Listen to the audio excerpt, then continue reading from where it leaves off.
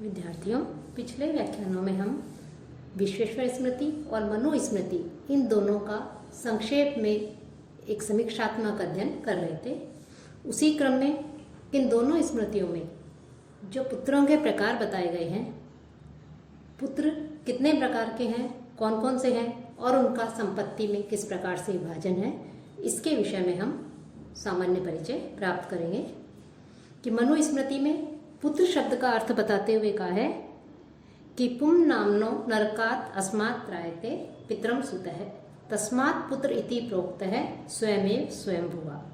अर्थात जिस कारण पुत्र पुम नामक नरक से पिता की रक्षा करता है, उस कारण से स्वयं ब्रह्मा ने उसे पुत्र कहा है। कुछ इसी के समान ही, मनु स्मृति के समान ही श्री विश्वेश्वर नाथ रेव जी ने भी कहा है कि पुम नाम को नरकात् त्राता पुत्र त्यस्य विग्रह अतो जनेहि प्रयत्नेन क्रियते पुत्र कामना। अर्थात जो पुप नामक नरक से बचाने वाला है वह पुत्र है।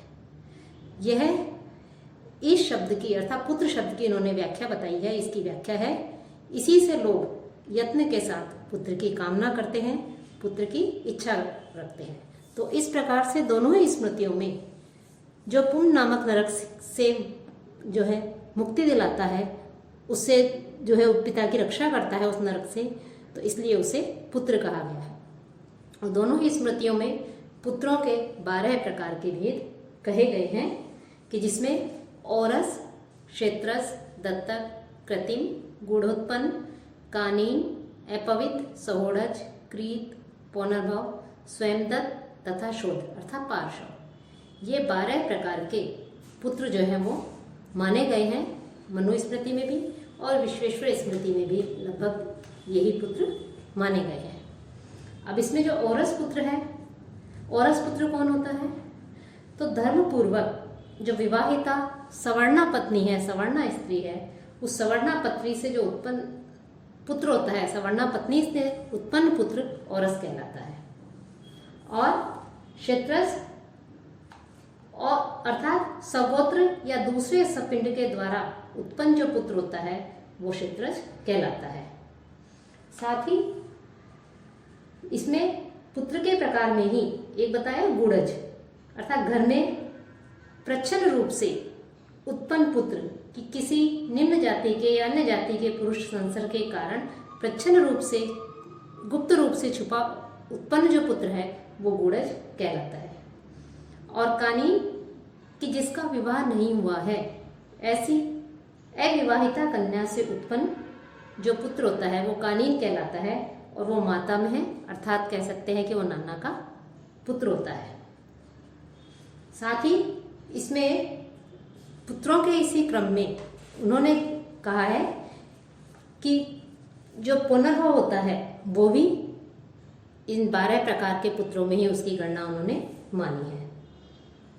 कि अक्षता या शता, सवर्णा पुनर्भू अर्थात पुनः विवाहिता जो स्त्री होती है उसका पुत्र पुनर्भव कहलाता है। दत्तक कि जिस पुत्र को माता और पिता किसी को दे देवें वह दत्तक पुत्र कहलाता है। और माता पिता के द्वारा धन लेकर दूसरे के को बेचा गया पुत्र जो होता है वो क्रीत पुत्र कहलाता है। और जब स्वयं बनाया गया पुत्र होता है तो वो कृत्रिम कहलाता है। और माता पिता से त्यक्त या हीन होकर स्वयं अपने आप को पुत्र के रूप में अर्पित करने वाला स्वयंदत्त, और विवाह के समय जो गर्भ में रहा हो वह पुत्र जो है सहोड़ज कहलाता है। तो इस प्रकार से यहाँ पर इन्होंने पुत्रों के ये 12 भेद बताए गए हैं। इसी में एक अपविद्ध पुत्र भी होता है कि माता पिता के द्वारा जिसका परित्याग कर दिया जाता है। तो माता पिता के द्वारा छोड़ा जाने पर, परित्याग किए जाने पर जो पुत्र ग्रहण किया जाता है वह अपविद्ध पुत्र कहलाता है। तो इस प्रकार से 12 प्रकार के पुत्र हैं। ये सभी पुत्र जो हैं मनु स्मृति और विश्वेश्वर स्मृति दोनों में ही लगभग जो है समान रूप से बताए गए हैं। और लेकिन जो मनु है, उन मनु ने इन 12 प्रकार के पुत्रों में केवल जो 6 प्रकार के पुत्र हैं, उन 6 पुत्रों को ही संपत्ति का अधिकारी अर्थात दाया बताया है, अर्थात संपत्ति का उत्तराधिकारी बताया है मुख्य रूप से। उनमें से है औरस, क्षेत्रस, दत्तक, कृत्रिम, गुणोत्पन्न तथा अपविद्ध। ये 6 प्रकार के पुत्र दायाद तथा बांधव अर्थात श्राद्ध, तर्पण, पिंडदान आदि करने के अधिकारी होते हैं और दायाद के पितृधन के भागी कहलाते हैं। अन्य जो 6 पुत्र हैं कानीन, सहोड़ज, क्रीत, पुनर्भव, स्वयंदत्त तथा शूद्र अर्थात शूद्रा स्त्री से उत्पन्न पुत्र, ये 6 प्रकार के पुत्र दायाद नहीं है अर्थात इनका धन में हिस्सा नहीं होता, ये धन के भागी नहीं है। लेकिन बांधव जो हैं उनके तिलोदान आदि देने के जो है इनको अधिकारी बताया गया है, लेकिन संपत्ति में इनका अधिकार नहीं बताया है। मुख्य रूप से तो मनु ने औरस और क्षेत्रस पुत्र जो 6 प्रकार के पुत्र हैं उनको ही संपत्ति का उत्तराधिकारी माना है, जबकि विश्वेश्वर नाथ रेव जी ने केवल औरस एवं दत्तक इन 2 को ही पिता की संपत्ति का उत्तराधिकारी कहा है। उनका कहना है कि औरस पुत्र और जो दत्तक पुत्र है वो ही जो है संपत्ति के उत्तराधिकारी होते हैं। क्रीत पुत्र जो है उस क्रीत पुत्र का भी दत्तक पुत्र में ही समावेश करके श्री विश्वेश्वर नाथ रेव जी ने गुणोत्पन्न, सहोड़ज, कानीन, पार्शव और क्षेत्रज जो पुत्र हैं उनको आज के समय की प्रथा में एक तरह से वर्जित माना है।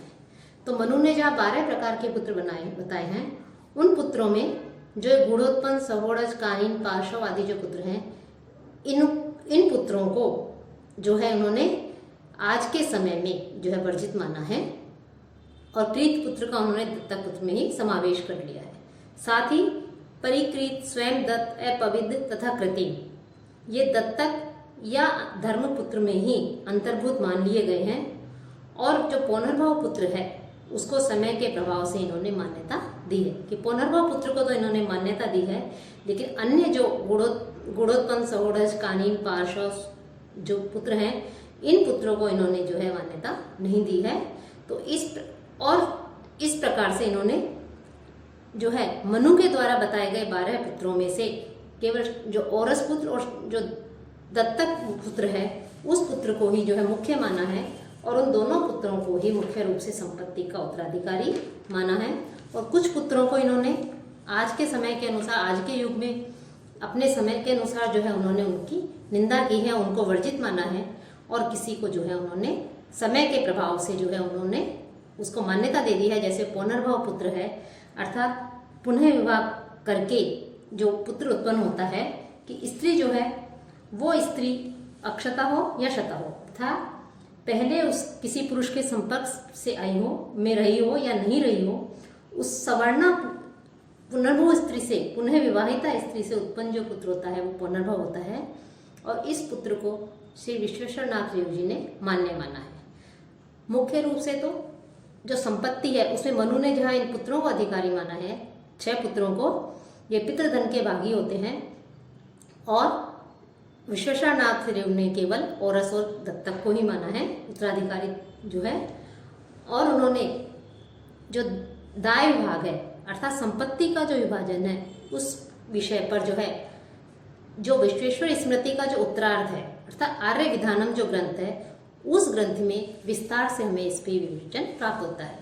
यदि हम विश्वेश्वर स्मृति में जो दाय भाग है, संपत्ति का विभाजन है, उसके ऊपर यदि हम अध्ययन करना चाहते हैं तो उसके लिए आर्य विधानम नामक ग्रंथ जो है उस ग्रंथ को का अध्ययन करना, उसको देखना जो है उसका आवश्यक है।